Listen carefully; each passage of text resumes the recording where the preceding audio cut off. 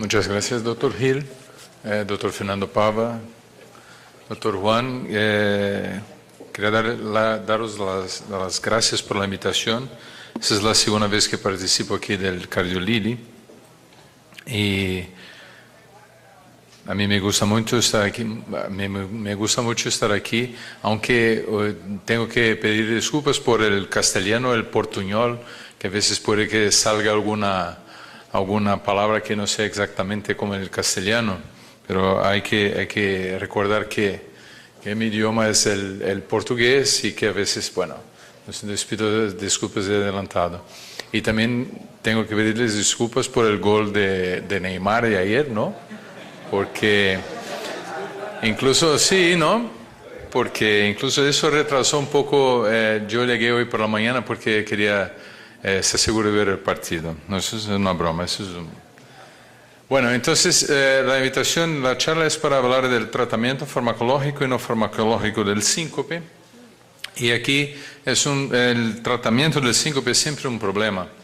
Siempre un problema porque para el tratamiento correcto hay que haber un diagnóstico, porque no se puede tratar correctamente si no tiene un diagnóstico correcto, y eso a veces es difícil. Además que el síncope, por definición, es algo súbito y que entonces casi nunca tenemos la oportunidad de ver cómo está la frecuencia cardíaca y la tensión arterial en el momento del síncope. Entonces, en la mayor parte de las veces imaginamos cómo era en aquel momento y luego intentamos tratarlo de alguna forma. Y además es siempre un problema porque puede ser una condición extremadamente benigna que no tiene ningún riesgo, hasta una condición que puede poner en riesgo la vida del enfermo. Entonces ese es el problema del tratamiento de síncope. Bueno, y además que, como vamos a ver adelante, es que como suele ser recurrente los cuadros de síncope, pues a veces el tratamiento es difícil. O sea que uno tiene que seguir tomando unas pastillas para evitar un evento que pasa que una vez al mes o cada 6 meses. O bien, si uno pone un marcapasos por una sospecha de una síncope por bradicardia, y si la persona también tiene una síncope vasovagal, lleva un marcapasos y sigue teniendo síncope, o sea, que el tratamiento no puede no ser sencillo. Pero bueno, pero lo que es bueno es que hay gente que estudia el tema y que tenemos entonces cómo estudiar y intentar organizar el conocimiento que tenemos sobre síncope. Entonces la base del tratamiento, la base de la clase está en las directrices europeas del 2009. Había una directriz anterior, pero esa es la más actual y eso es lo que es la base de la clase esa. Bueno, entonces esta tabla ya se enseñó antes y para decir que, como decía, que el tratamiento correcto depende del diagnóstico correcto. Entonces habría primero que saber si el que la persona tiene es síncope de verdad. Y la síncope de verdad es la pérdida de reconocimiento por culpa de una hipoperfusión cerebral global transitoria caracterizada por inicio súbito, corta duración y recuperación completa y espontánea.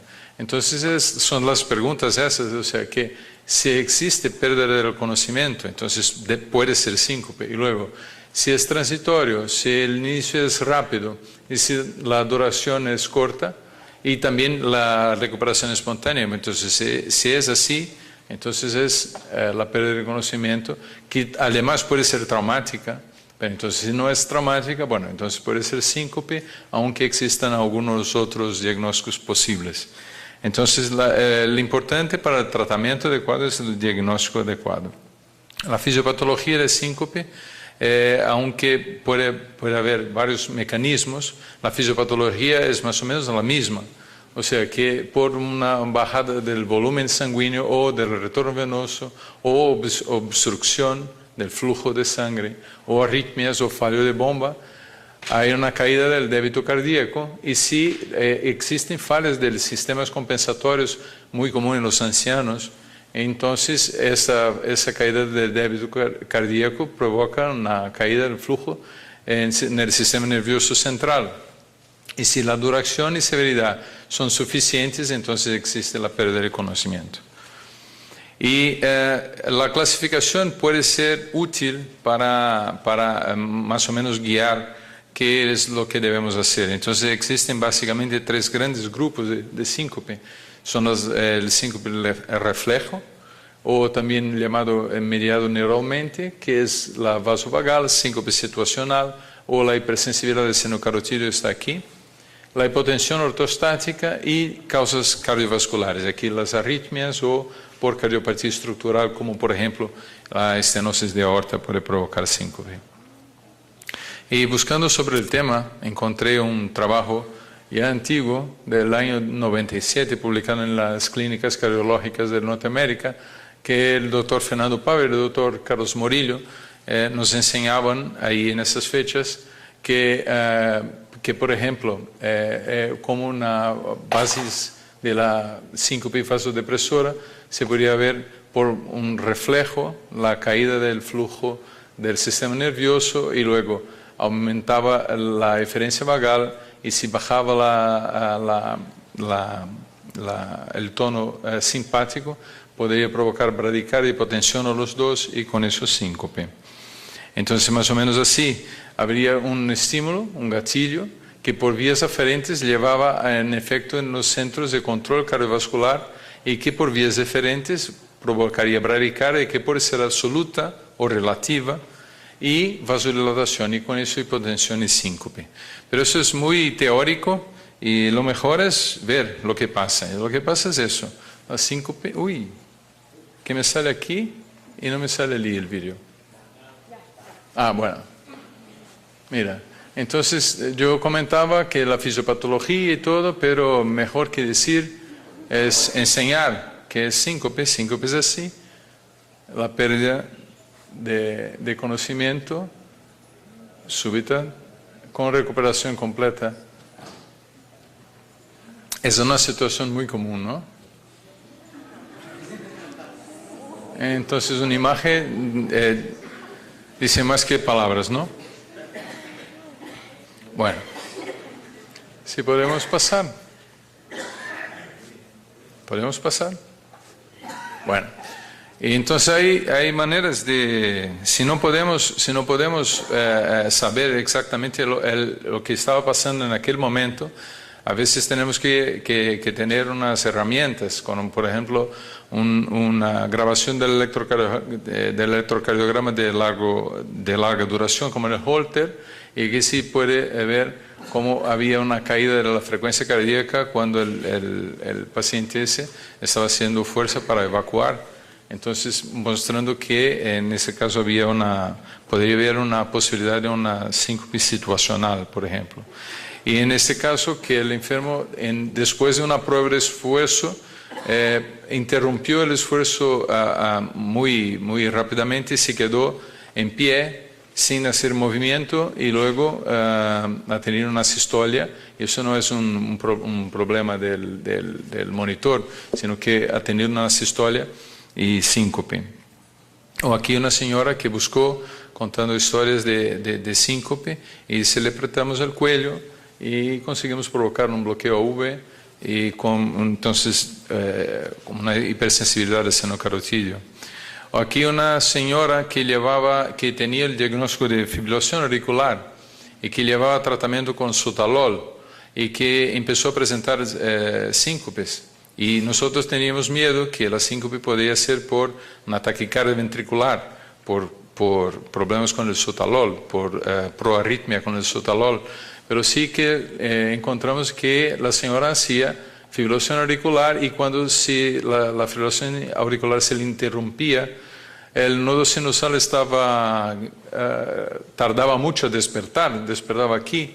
Entonces esa sí era la causa de la síncope. Y sí que puede ser empeorada por el sotalol, pero no tenía nada que ver con arritmia ventricular. En otros casos tenemos una taquicardia ventricular que produce síncope en un paciente, por ejemplo, ese es un paciente chagásico, que muchas veces es difícil de documentar eso en urgencias, pero llevamos al estudio y provocamos eso. Bueno, entonces lo importante para el tratamiento es el diagnóstico. Yo no voy a comentar esto porque eso ya ha sido comentado en la charla anterior. Y hay datos clínicos que sugieren el diagnóstico, como también fue comentado antes. Entonces, lo importante es buscar el diagnóstico para el tratamiento correcto. Por ejemplo, si un enfermo tiene un electro como ese que se parece con el del síndrome de Brugada y presenta con síncope, ese paciente debe ser tratado por el riesgo de muerte súbita. O también si que llega con un cuadro de síncope y llega a urgencias, acude a urgencias, por ejemplo, con una fibrilación auricular que conduce rápidamente por una vía accesoria, necesita el tratamiento adecuado con base en este diagnóstico y así por delante. Bueno, entonces el tratamiento, efectivamente, tenemos aquí es importante dividir las causas, como decía. Entonces, después del diagnóstico, entonces si la causa se refleja o por intolerancia ortostática hay un tratamiento. Si la causa es cardíaca, puede ser por arritmias o por cardiopatía estructural, entonces el tratamiento también debe ser adecuado en esos casos. Y también si el cuadro sigue no explicado y si existe el riesgo de muerte cardíaca súbita, entonces muchas veces es necesario el implante de un desfibrilador. Pero veremos más eso adelante. Entonces, en el síncope neuromediado, el primer tratamiento que se debe hacer es la educación. No sé si existe un término en castellano, en portugués tampoco hay un término como este en inglés, que es el reassurance, es dejar a la persona segura de que aunque sea un cuadro que le moleste, aunque sea incómodo, es algo, en la síncope neuromediada, es algo que usualmente no pone en riesgo la vida de la persona. Entonces, hay que se concientizar y evitar posibles disparadores.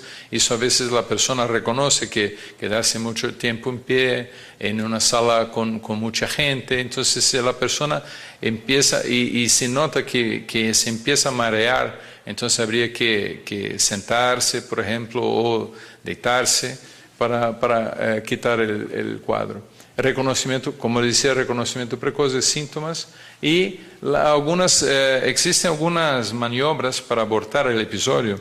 Eso se estudió y tengo algunos diapositivos adicionales para explicar un poco cómo se hace eso. Pero el tratamiento adicional puede ser necesario en síncopes frecuentes o impredecibles, en particular cuando son muy frecuentes con pérdida de la calidad de vida, síncope recurrente sin o con pródromo breve, porque eso expone al paciente a riesgo de trauma, y durante una actividad de alto riesgo, por ejemplo, conducción, operación de máquinas, atletismo competitivo, imagina en una situación de un piloto de avión también que tiene síncope, eso necesita tratamiento adicional, usualmente. Entonces, decía que hay algunas maniobras que se puede hacer. Esto está publicado en el JACC del año 2002. Doctor Michele Brignoli es un italiano que estudia mucho eso de síncope. Y él y sus colaboradores imaginaron que se puede enseñar a las personas con síncope vasovagal a hacer una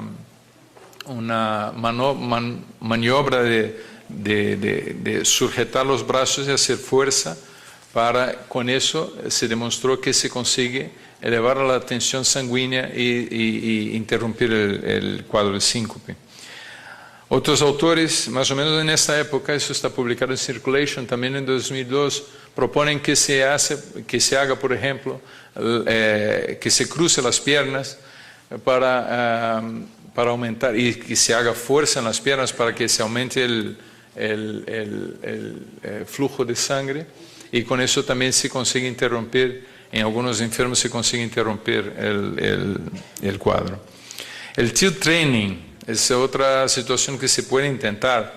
En pacientes jóvenes y muy motivados con síntomas recurrentes desencadenados por estrés ortostático, la prescripción de periodos prolongados y progresivos de postura forzada, eso se llama en inglés tilt training, puede reducir la recurrencia de síncope. Eso no es una cosa, no es homogéneo, pero eso sí, para como decía el joven, muy motivados con síntomas recurrentes, entonces, y siempre desencadenados por esa situación, se puede decir que él se quede en la situación de pie durante un tiempo progresivamente más largo, para que, y que cuando reconozca que va a perder el conocimiento, se puede sentarse o deitarse, y si hace eso con el tiempo, eso puede ayudar a controlar el cuadro. Sin embargo, el tratamiento se obstaculariza por el bajo cumplimiento de los pacientes al programa de entrenamiento. Eso es difícil. El paciente tiene que entrenar todos los días casi, y entonces perder como una media hora en pie sin hacer nada puede no ser adecuado. Y ensayos controlados, también aleatorizados, no han confirmado a corto plazo la eficacia del training en la reducción de la respuesta a la prueba de basculación. Bueno, entonces aquí también yo saqué de un libro de la Sociedad Colombiana de Cardiología un capítulo que mi amigo Diego Vanegas escribió hace unos años, aquí con algunas medidas que se puede hacer para intentar controlar el cuadro de síncope vasovagal, como usar medidas de soporte en miembros inferiores, incrementar la ingestión de líquidos, evitar la posición de pie prolongada, etc. Hay muchas cosas que se puede hacer para eso. Pero también en ese capítulo el doctor Vanegas lista aquí algunos medicamentos que se podría utilizar en algunas situaciones especiales. Pero lo que pasa es que fueron probados varios, los beta-bloqueantes, la disopiramida, escopolamina, teofilina, efedrina y un montón de inhibidores de recaptación de serotonina. Aunque los resultados han sido satisfactorios en algunos ensayos controlados, varios estudios a largo plazo, controlados con placebo y prospectivos, no han podido demostrar un beneficio del fármaco sobre el placebo. Entonces es un problema muy serio. Es el estudio el POST, que fue publicado en Circulation en el año 2006, que comparó el metoprolol con placebo. Mira, sin respuesta. Pero aquí habría que tomar cuidado. Aquí en un estudio se comparó enfermos, un montón de gente que se les dieron beta bloqueantes o placebo. Bueno, eso puede ser que para todas las personas no haya una buena respuesta, pero a veces para una persona, para aquel enfermo que está en su consultorio, si para aquel enfermo, si uno prueba un beta bloqueante y si mejora los síntomas, bueno, entonces no es decir que está equivocado el tratamiento con beta bloqueantes. Y eso a veces pasa. Implante de marcapasos. Bueno, entonces cuando el síncope es por causa de una bradicardia, el tratamiento es implante de un marcapaso. Por ejemplo, la enfermedad renal sinusal, cuando existe una correlación nítida entre el paro sinusal y síncope, sin causa corregible, o sea, sin fármacos, por ejemplo, entonces está indicado el marcapasos. La enfermedad del nodo con respuesta anormal a masaje del seno carotídeo también. La enfermedad del nodo en pacientes con síncopes y pausas que duran más que 3 segundos sin síntomas puede ser una indicación. Síncope y bloqueo V de segundo grado MOBITS 2 de alto grado o completo, está claro que es necesario un marcapaso. Y aquí, como se comentó antes, el síncope con bloqueo de rama. Y a veces si es necesario hacer un estudio electrofisiológico para buscar un bloqueo abajo del haz de His, se puede implantar el marcapaso. También síncope inexplicado con bloqueo de rama, como ya comentamos antes. Síncope inexplicado, enfermedad del nodo sinusal y bradicardia sostenida, aunque sin síntomas, es una clase 2B, o sea que unos creen que es importante poner un marcapaso y muchos creen que no. Pero sí no está indicado en síncope inexplicado sin evidencias de bloqueo. Entonces en esos casos no es necesario marcapasos. Aunque recientemente se publicó en Circulation, hace un par de meses, se publicó los resultados del estudio Issue 3, hace unos meses. Entonces, eso sí, doble ciego, randomizado, con placebo, con algunos pacientes con síncope, en que se detectó bradicardia con o sin síncope en el monitor implantable. Y el implante de un desfibrilador. Bueno, el implante de desfibrilador tenemos que tener en cuenta que no es el tratamiento de síncope, sino que prevención de muerte súbita, porque el aparato puede detectar una arritmia ventricular que puede llevar a un paro cardíaco y chispar aquí y para hacer con que el ritmo vuelva al normal. Entonces, en síncope con desfibrilador, en pacientes con cardiopatía y taquicardia ventricular documentada, pero entonces aquí no es el tratamiento de síncope, sino que la prevención de la muerte súbita. Síncope en pacientes postinfarto con taquicardia ventricular sostenida inducida en el estudio, también lo mismo, y debe ser considerada en pacientes con taquicardia documentada y cardiomiopatías o canalopatías hereditarias, pero de nuevo, hay que tener en cuenta que el cuadro del síncope puede seguir. Incluso hay una discusión en la sociedad norteamericana principalmente sobre la posibilidad del enfermo que tiene síncope, si el enfermo puede conducir o no, con desfibrilador o sin desfibrilador. Entonces es una cuestión importante, porque imaginen que un enfermo que ha tenido un infarto, que tiene una arritmia ventricular, que tiene un desfibrilador, y está protegido para muerte súbita, pero en el principio de una taquicardia ventricular puede perder el conocimiento, entonces debe conducir o no. Es una cuestión importante. Entonces aquí existe la división entre conductores privados, como nosotros, o conductores profesionales. Entonces aquí hay algunas reglas que se deben seguir y que son más rígidas para los conductores profesionales. Bueno, entonces eso que yo quería decir, y el cuadro ese también para enseñar un poquito del síncope, eso está en National Art Gallery de Washington. Entonces, para comentar un poco que el tratamiento de síncope a veces es difícil, pero que con el diagnóstico adecuado se puede llegar a un tratamiento adecuado en muchas ocasiones. Muchas gracias.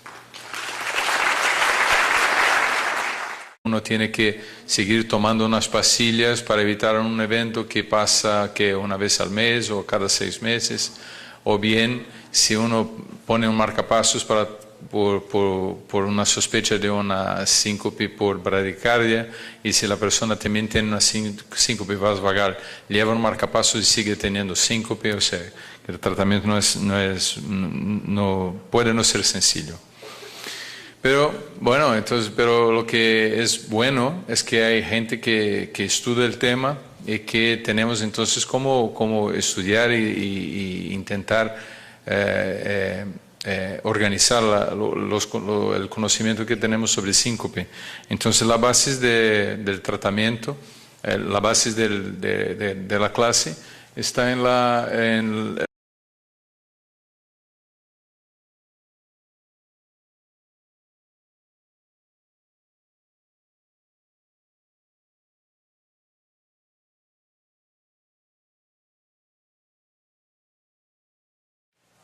Muchas gracias, doctor Gil, doctor Fernando Pava, doctor Juan. Quería daros las gracias por la invitación. Esa es la segunda vez que participo aquí del Cardiolili. Y a mí me gusta mucho estar aquí, me gusta mucho estar aquí, aunque tengo que pedir disculpas por el castellano, el portuñol, que a veces puede que salga alguna palabra que no sea exactamente como el castellano, pero hay que recordar que mi idioma es el portugués y que a veces, bueno, les pido disculpas de adelantado. Y también tengo que pedirles disculpas por el gol de Neymar de ayer, ¿no? Porque incluso, sí, ¿no? Porque incluso eso retrasó un poco, yo llegué hoy por la mañana porque quería estar seguro de ver el partido. No, eso es una broma, eso es Bueno, entonces la charla es para hablar del tratamiento farmacológico y no farmacológico del síncope. Y aquí el tratamiento del síncope es siempre un problema. Siempre un problema porque para el tratamiento correcto hay que haber un diagnóstico, porque no se puede tratar correctamente si no tiene un diagnóstico correcto, y eso a veces es difícil. Además que el síncope, las directrices europeas del 2009, había una directriz anterior, pero esa es la más actual, y eso es lo que es la base de la clase esa. Bueno, entonces esta tabla ya se enseñó antes, y para decir que, como decía, que el tratamiento correcto depende del diagnóstico correcto. Entonces, habría primero que saber si el que la persona tiene es síncope de verdad. Y la síncope de verdad es la pérdida de reconocimiento por culpa de una hipoperfusión cerebral global transitoria, caracterizada por inicio súbito, corta duración y recuperación completa y espontánea. Entonces, por definición es algo súbito, y que entonces casi nunca tenemos la oportunidad de ver cómo está la frecuencia cardíaca y la tensión arterial en el momento del síncope. Entonces, en la mayor parte de las veces imaginamos cómo era en aquel momento y luego intentamos tratarlo de alguna forma. Y además es siempre un problema porque puede ser una condición extremadamente benigna, que no tiene ningún riesgo, hasta una condición que puede poner en riesgo la vida del enfermo. Entonces ese es el problema del tratamiento de síncope. Bueno, y además que, como vamos a ver adelante, es que como suele ser recurrente los cuadros de síncope, pues a veces el tratamiento es difícil. O sea que